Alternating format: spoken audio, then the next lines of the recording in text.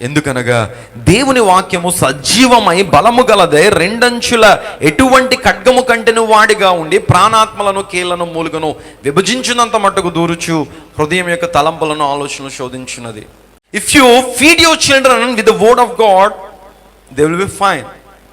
ఎందుకనంటే ఇక వాక్యం ఏం చేస్తుంది అంటే రెండంచులు వాడిగలిగిన ఖడ్గం కాబట్టి మీ పిల్లల యొక్క మనస్సుల్లో, మీ పిల్లల యొక్క హృదయాల్లో లేనిపోని చెత్తా చెదారం కనుక మొలుస్తూ ఉన్నట్లయితే, ముళ్ళ కంచెలు మొలుస్తూ ఉన్నట్లయితే, గురుగులు మొలుస్తున్నట్లయితే, రెండంచులు వాడిగలిగిన ఖడ్గం ఏం చేస్తుందంటే చిక్కుకుంటూ వెళ్ళిపోతుందండి.